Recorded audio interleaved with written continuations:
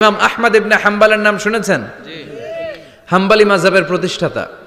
হানাফি, শাফিঈ, মালিকি, 4 নাম্বারটা আপনারা বলেন হাম্বলি। এই হাম্বলি মাযহাবের ইমামের নাম আহমদ ইবনে হাম্বল, জগৎ বিখ্যাত মুহাদ্দিস। একক স্বতন্ত্র হাদিসের কিতাব হিসেবে পৃথিবীতে সবচেয়ে বড় যে হাদিসের কিতাব, ওইটার নাম মুসনাদ আহমদ ইবনে হাম্বল। 40,000 হাদিসের কালেকশন আছে এটাতে। এই ইমাম আহমদ ইবনে হাম্বল ওনার শেষ জীবনটা হাদিস পড়ানো, হাদিস কালেকশনের জন্য ব্যয় করেছেন। শহরের পর শহর, দেশ থেকে দেশ, দেশান্তরে ঘুরতেন একটা হাদিসের জন্য। উনি সফরে বেরিয়েছেন হাদিস কালেকশনের জন্য। প্রচন্ড শীতের রাত,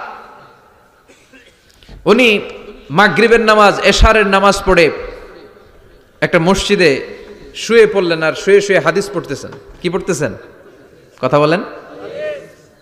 আর মনে মনে ভাবলেন রাতটা মসজিদে কাটায় দেই, ফজরের নামাজ পড়ে আবার বেরোবো। কিন্তু দারোয়ান এসে বলে মসজিদে থাকতে পারবেন না, ওঠেন। দারোয়ান আছে না? কথা কন। আহমদ ইবনে হাম্বল বললেন, আমি শুধু রাতটা থাকতে চাই, আমি তো ফজরেরও মুসল্লি, ফজর নামাজ পড়বো তো এই মসজিদে, আমার থাকতে দাও। দারোয়ান তো দেয় না, কেনা মসজিদে থাকার জায়গা না, যান মিয়া। উনি যে আহমদ ইবনে হাম্বল এটা চিনে নাই, থাকতে দেয় না। কি করবে এখন? উনি কাঁথা গুছিয়ে হাদিসের কিতাব নিয়ে কাঁধের মধ্যে ব্যাগ নিয়ে মসজিদ থেকে বেরোয় গেলেন। কি আর করবেন, প্রচন্ড শীত, আর কাঁপতেছেন, বুড়ো মানুষ। পথিমধ্যে দেখলেন বাজার একজন খাব্বাজ, শাবুন খাব্বাজ, যুবক রুটি বিক্রেতা। সে রুটি বিক্রি করে, চুলার মধ্যে রুটি সেকে। সে যে সালাম দিল, আসসালামু আলাইকুম। যুবক বলে ওয়ালাইকুম আসসালাম। আহমদ ইবনে হাম্বল বলে, যুবক আমার যাওয়ার জায়গা নেই, সফরে বেরিয়েছি, খুব শীতে কষ্ট পাচ্ছি, রাতে যদি তোমার এই চুলা থেকে একটু আগুন পোহাই কোনো সমস্যা? যুবক বলে, না না সমস্যা না, আহলান ওয়া সাহলান, খোশ আমদেদ, আসেন আসেন, আপনি আগুন পোহাইলে আমার সমস্যা কি? সুবহানাল্লাহ পড়েন। আল্লাহ শুকরিয়া করে উনি বসলেন আর আগুন পোহাচ্ছেন। আর খেয়াল করলেন যুবক রুটি বানায় আর পড়ে আস্তাগফিরুল্লাহ। রুটির দলা বানায়, পড়ে আস্তাগফিরুল্লাহ। খামির বানায় আর পড়ে আস্তাগফিরুল্লাহ। রুটি নিয়ে উনুনের ভিতরে, চুলার ভিতরে সেকা দেয় আর পড়ে আস্তাগফিরুল্লাহ।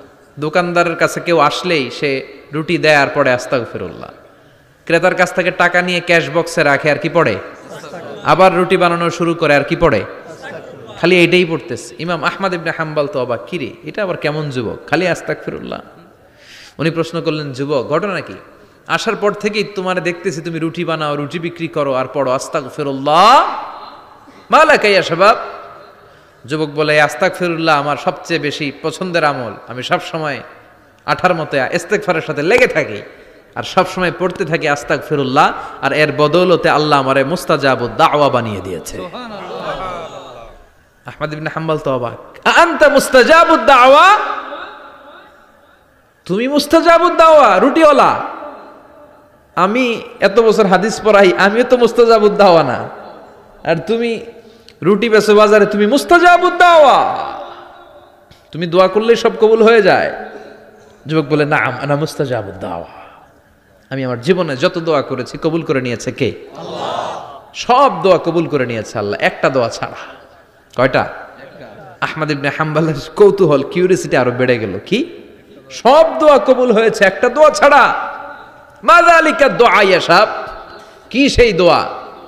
যুবক এবার বলতে শুরু করলো, আমার জীবনে যে দোয়াটা আল্লাহ কবুল করে নাই সেটা হচ্ছে আমি আল্লাহর কাছে অনেক চেয়েছি, অনেক দোয়া করেছি যে আল্লাহ, শুনেছি এই জামানার সবচেয়ে বড় মুহাদ্দিস, তার নাম নাকি ইমাম আহমদ ইবনে হাম্বল।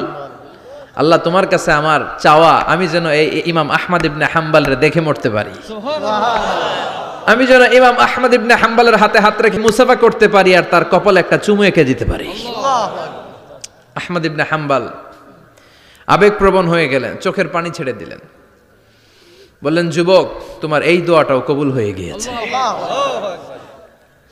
আহমদ ইবনে হাম্বলের দেখা আর সাক্ষাৎ পাওয়ার জন্য আহমদ ইবনে হাম্বলের বাড়িতে তোমার যাওয়ার দরকার নাই, আহমদ ইবনে হাম্বল তোমার দরবারে ছুটে এসেছে। আনা আহমদ ইবনে হাম্বল মুহাদ্দিসুদ দাহর, আমি নিজেই আহমদ ইবনে হাম্বল। যুবক চোখের পানি ছেড়ে দেয়, আহমদ ইবনে হাম্বল চোখের পানি ছেড়ে দেয়। যুবক চিৎকার মেরে ইমাম আহমদ ইবনে হাম্বলকে জড়িয়ে ধরে, হাতে হাত রেখে মুসাফা করে, কপালের মধ্যে চুমু খায়। আর আল্লাহর শুকরিয়া করে বলে, ও ইমাম, আসলে এই দোয়াটাও আল্লাহ আজকে কবুল করে নিল। বিশ্বাস হয়? সবসময় ইস্তেগফার পড়লে আপনার দোয়াগুলোর এইভাবে কবুল করে নিবে কে?